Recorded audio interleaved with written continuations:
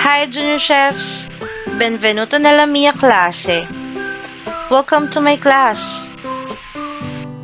This is the lesson 5 of our Cook 005 class. And this week, we are going to talk about pasta. But before that, let me ask you this question. What are the basic principles in making pasta? Do you have any idea what are the different types of pasta? How about the 3 main ingredients in making a homemade pasta? So my objective is, at the end of the session, we are going to identify the different types of pasta. We will discuss the procedure in making a homemade pasta. We will also know the factors to consider in presenting pasta dish like plating, garnish, sauces, accompaniments. And we will also identify the different ingredients in the preparation of various types of pasta dishes. Siete pronti? Are you ready? Pasta. It is another healthy option base your meal on. It consists of a dough made from durum wheat and contains iron and B vitamins. Whole wheat or whole grain are healthier alternatives to ordinary pasta as they contain more fiber. But, did you know? Pasta was first eaten in China. We typically think of pasta as being invented in Italy. First recorded reports of people eating pasta came from China, as early as 5000 BC. Legend has it that famed explorer Marco Polo introduced the noodles to Italy in the 12th century. Oh, pasta. So rich, so steamy, so seductive. But listen, before I get too hot under the colander, let's get one thing straight. Pasta is old. Like super old. Like super, super old. Well, maybe not that old, but really, where did this stuff come from? Let's find out together in The Secret History of Pasta. The most common origin story claims pasta was brought to Italy from the East by the explorer Marco Polo. I got some bad news. It's not true. Sorry, pal. It is true a dumpling-like pasta existed in China as early as 1700 BCE, but other forms of pasta existed in Italy before Marco Polo ever left, like a baked, doughy pasta called Lasagna, an ancestor to lasagna. So, much like a bowl of delicious angel hair, the ancient world is a seemingly endless tangle of competing pasta threads. But if we slurp our way to the bottom, what's the real pasta predecessor? The answer takes us to the 5th century, where merchants from the Arab world brought dried noodles known as itria, packed for long journeys across the Silk Road, bringing pasta to Sicily centuries before Marco Polo. But once pasta was here, what did Italians bring to the table? What was their special sauce? The sauce! Up until this point, pasta was eaten plain, or even as a paste. Italy also invented mass pasta production, including the creation of the first pasta machines. But if you think the story's over, there's one little detail left. At the time, even the wealthiest, most aristocratic members of society ate pasta like this. Yeah, with their bare hands. And with tomato sauce on the horizon, you can just imagine. But thankfully, there was a hero waiting in the shadows. Forks had never been big in Italy, but this was a match made in heaven. So if you love chowing down on spaghetti, it might be better to thank your fork rather than Marco Polo. It took an awfully long time to become what it is today, but there's plenty to go around. Just, hey, hands off that last meatball, okay? Now it's mine.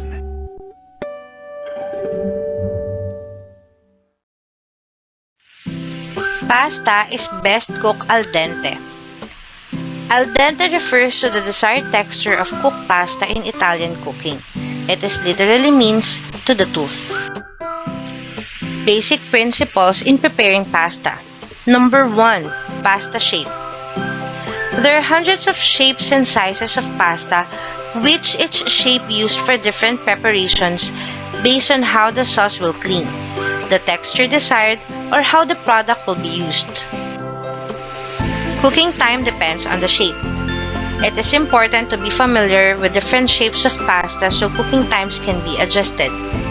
The larger and fuller the pasta shape, the longer the cooking time is. Most pasta recipes specify cooking times for pasta cooked al dente, tender but firm. Pasta gets bigger and heavier when cooked. Generally, pasta doubles or triples in weight when it is cooked. Likewise, the volume increases 2 to 2.5 times during cooking. Follow the recipe. The general rule for cooking pasta in boiling water is, for 1 pound of pasta, use 1 gallon of water, 1 teaspoon of salt, and 1 teaspoon of oil.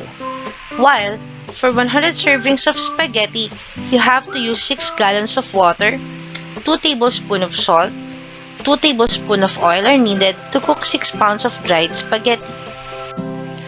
Some nights, there's nothing better than boiling some noodles and making pasta for dinner. There are so many types of pasta. Luckily, they can be grouped into a handful of categories such as short pasta, long pasta, sheet pasta, stuffed pasta, or even a dumpling pasta. So, let's learn about the most common. Types of pasta. Fettuccine, a type of pasta popular in Roman cuisine. It is a flat, thick noodle made of egg and flour. Linguine, a type of pasta that is long and flat. Rigatoni, a type of pasta that is shaped like short, white tubes.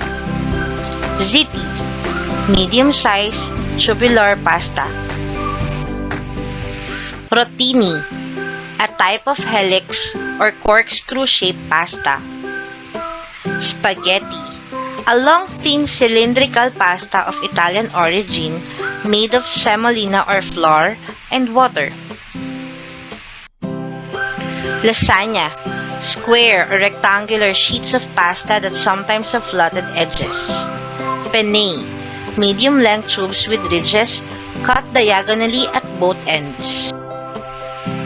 Fusilli, long, thick corkscrew-shaped pasta that may be solid or hollow. Macaroni, tubes either bent or straight. Ravioli. Ravioli are a type of pasta comprising a filling envelope in thin pasta dough, usually served in broth or with a sauce. They originated as traditional food in Italian cuisine. When you order pasta at a fancy restaurant, chances are it will come to you plated perfectly, like swirled in a little mountain of noodles, basically tailor-made for Instagram. But how do restaurants do this? Let me present to you a video where you can learn how to present a pasta dishes hygienically and attractively. Take pasta dishes to the next level with these 2 spaghetti twirling techniques. Coat the spaghetti with a few spoonfuls of passata and spread a spoonful in the middle of each plate. Next, use a fork or carving fork and twirl the pasta so it coils around the fork. Hold a large spoon under the fork to stop the pasta sliding off. Place the fork onto the centre of the plate, holding it still as you remove the spoon to leave a twirled nest of pasta. To serve, add torn basil leaves and sprinkle over grated parmesan and chopped parsley. Season and drizzle with olive oil. For an easier alternative, you can use kitchen tongs to create a similar effect. Coat the spaghetti with passata and spread a spoonful on the plate. Lift out a portion of the spaghetti with the tongs and twirl on a spoon, then position onto the plate and slide off the tongs. To serve, add chopped olives and garnish with sliced lemon zest. Sprinkle over chopped parsley, season with salt and pepper, and drizzle over olive oil.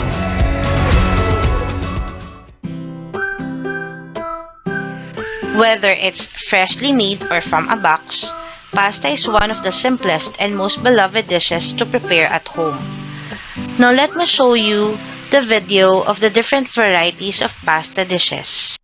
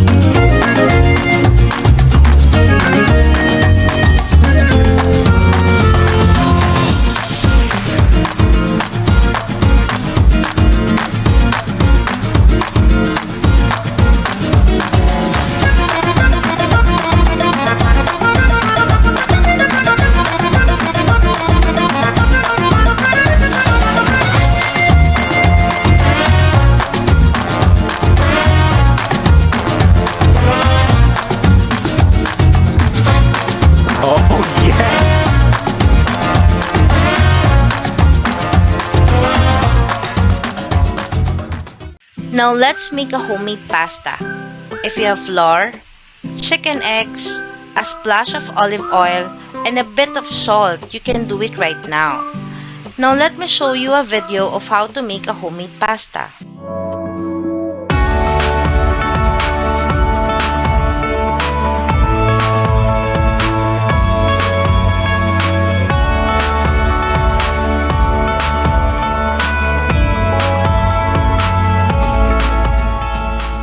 Hi bowl bakers. In professional kitchens, the job of making homemade pasta often falls to the pastry chef, which was me. But in professional kitchens, we have beautiful pasta machines to work with. But what if you don't have a pasta machine at home? I am going to show you how you can make incredible 2-ingredient pasta, all from scratch, no special equipment needed.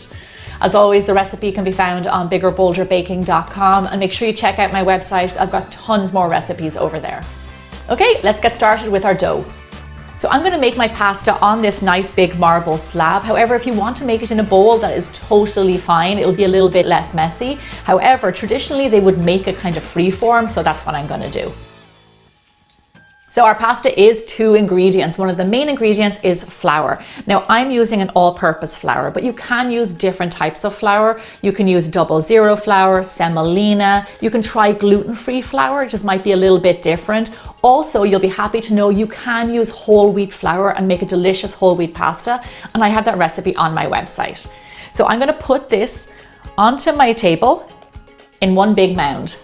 And just so you know, almond flour actually won't work for this recipe. Now just make a little well in the center of your flour for your eggs. Now eggs, this is another really important ingredient. However, if you do not eat eggs, you can still make this pasta. You can replace the eggs with water and oil. And I also have that recipe on my website, and I tried it, and honestly, it's absolutely delicious. So you'll be very happy to know that. So in this recipe, it is for large eggs. Now you do want to make sure that they're big eggs, because if they're not, you might need 5 eggs. It all depends. So just try and get as big eggs as you can. Just a little note, have your eggs at room temperature. It makes the dough much easier to come together. So here I have some clean hands, and what I'm going to do is just break the yolks in the dough and start to pull the flour from around the outside into the center, and we're going to start to form our dough and bring it together with our hands. So just keep on working the dough and kind of bringing it together. It will take a few minutes. The one thing I don't want you to do yet is to start adding in more liquid, because you're getting worried it's too dry. We're going to keep on going for a few more minutes, and then we will see if we need a little bit extra something. But as you can see, my dough is actually coming together pretty well. I say this about all dough making, breads, pastas, pastries, whatever it is. You can always add in a little bit of liquid, but you can't take it out. So you always want to be really, really careful. You do want to get this dough a little bit on the drier side. You don't want it too wet, because it does actually get wetter as it sits. Okay, so it looks like my eggs were big enough. My dough is almost formed. There's still a little bit of dry bits. So here's what I'm going to do. I have some water here. I'm going to put a splash, and I'm talking a splash of water. Just to hydrate those dry bits and just make it all come together. It really only takes a tiny little bit of something. This is why it's really important to have big eggs. So it really doesn't take any time at all. Just knead your dough until it comes together to form one smooth ball. And you'll notice it starts to pick up all the little stray pieces on the countertop. So there you have it. Just 5 minutes on the countertop, and I have for myself a lovely ball of homemade pasta dough. Now here's what I'm going to do now. I'm going to wrap this up in cling wrap, and you want to let it rest in the fridge for roughly 30 minutes minimum, and I'll tell you why. The gluten relaxes, also the flour absorbs all of the liquid, and it does get that little bit wetter. That's why you want to make sure your dough isn't too wet when it goes into the fridge, because it will get a little bit wetter as it's in there. As it's been in the fridge resting, the liquid kind of comes out a little bit, and it makes your dough the perfect texture. That's why you want it on a tiny bit of the drier side. So I'm really happy with this. So this is a big piece of pasta dough. So what we're going to do is cut it into 4. This will just give us easier pieces of dough to work with. So what I'm going to do is I'm going to keep one of them. I'm going to set the other ones over to the side, and I'm going to cover them up with a little bit of cling wrap and a nice clean towel. Now you want to do this because you don't want the air to get at them. So just keep them nice and snug underneath there. So I'm going to lightly flour my surface. You really don't need much flour at all. just enough so it doesn't stick. Then I have my little ball of dough. I've got my rolling pin. Now, the name of the game here is to roll it as thin as you possibly can. And when you think you've gotten it really thin, roll it even thinner. So I'm going to show you. It's going to take a few minutes, I'm not going to lie to you, but this is a labor of love. And to be honest with you, when you're eating homemade pasta, like, all of that goes out the window. So just roll it one way. Then it helps if you just move it around the board, turn it around and roll it the other way. And just keep on rolling. The little bit of flour on the table is really important as it helps to move around the dough and it makes it easier to roll as well. So with regards to rolling this out into a particular shape, try and get it kind of long, but to be honest with you, you can sort it out afterwards. You can trim off any edges. Without a doubt, you definitely need elbow grease to make this recipe. It's somewhat of a workout. The reason that you want to try and get this as thin as you possibly can is because once it cooks, it actually plumps up and it gets thicker. So even if you think you might have gotten it a bit too thin, factor in that once it's cooked, it will plump up a little bit. So that's why the thinner the better. But also you want it to be delicate and to just be like really lovely pasta. Now I know I mentioned making whole wheat pasta earlier on. It is really, really easy to do. We've made it. There's a recipe on the website. It's really delicious. And to be honest with you, there's very little difference. So if you're trying to get a little bit more whole wheat into your diet, that's the recipe you want. I'm getting somewhere. Finally, I'm getting somewhere. Okay. Just a little tip, when you're making any of my pastas, make sure you read through the recipe before you start because there's lots of really good tips in there. This is the kind of recipe that you have to take it step by step. So you just want to make sure that you do everything right. I'm not sure if you can see how thin it is, but it's incredibly thin. This is exactly what we want. So this is the really fun part about this recipe. You can now make any type of pasta you like. You can cut this and make it into lasagna sheets, or you can even fill it with my homemade ricotta mix and make ravioli, or you can simply roll it up, cut it into strips and make tagliatelle. So once your pasta is all cut, go in with your fingers and just break up those lovely pieces. Look at that. Gorgeous. This is why it's important for your dough not to be too wet and you have flour on your surface. So when you go to unravel it, it all just falls apart. That is so beautiful. There's something about this just makes me so happy. So now you have your fresh pasta. What are you going to do with it? Well, you can parcel it into little bundles and you can dry it out at room temperature and let it get nice and crisp, and then you can use it whenever you like. Or what I like to do is put it into little bundles and then pop it into the freezer so I have fresh pasta whenever I want it. But as of right now, I'm just going to cook this off because I want to show you how fast and easy it is.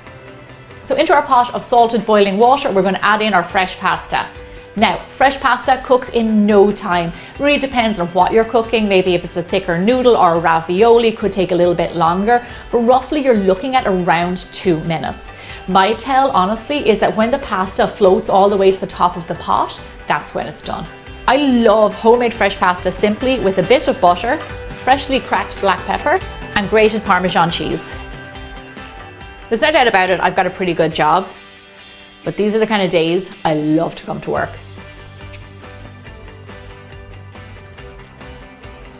I don't have to convince you about this pasta. I made it in no time at all, 2 ingredients, at home with no special equipment. It tastes absolutely divine. Definitely not going back to store-bought. So right now, head over to my website and get this pasta recipe, my whole wheat pasta recipe, and my egg-free pasta recipe. You will not regret it. I'll see you back here really soon for more bigger, bolder baking. Now it's your turn to make a pasta-rific recipe. So that's it for today. I hope that you enjoy my presentation. Still got any question? If you do, please DM me to my official Facebook account, Jerica ARQ Sorel, and you may subscribe to our official YouTube account, OCP GoTeach, for more exciting video. Happy learning at home with lessons made easy by Olivarian GoTeach. One proud Olivarian.